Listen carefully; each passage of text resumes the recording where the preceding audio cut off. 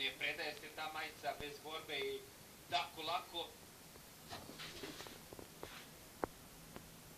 Pogledajte, Epic Quick Step ovdje.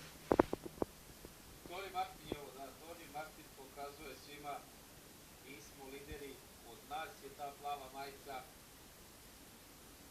Nećemo se predati do same linije cilja.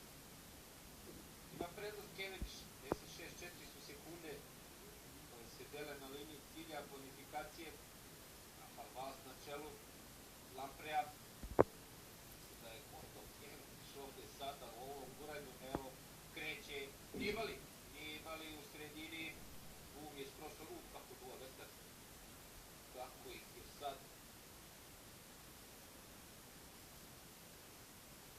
Pesak na ovoj krivini omeo.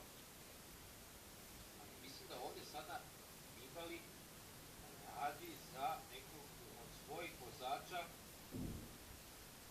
Sjeća da je ovo Zenko, bivši svetski šampion za vozače do 23 godine. Rekao bih da Nibali ovdje za njega radi, jer gledajte kako uče Nibali. Želi Nibali da triumfuje, čuo bi snagu, čuo bi se za završnicu, za tih posljednjih 300 metara.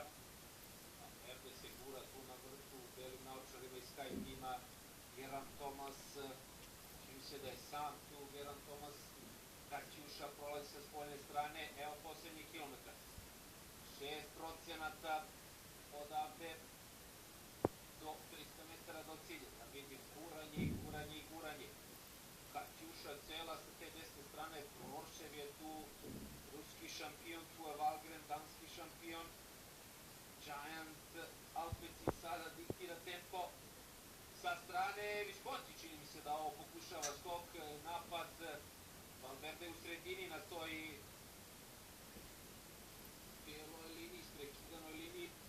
Pozzato je sada na točku Valverdea, pored Pozzata Porsev. Geraint Thomas je tu iz Skya na 5. i 6. poziciji. Ovo sve sada ide strmije. 5 sati, punih 5 sati trkanja. 204 km iza vozača Valverde na 5. poziciji. Lusenko skače prvi ovde. Prati ovo da li Degenkolb seda u sedište u krivina. Brzo se ovde ide. Staje vozač iz Giant Alpecina. Blokirao mesto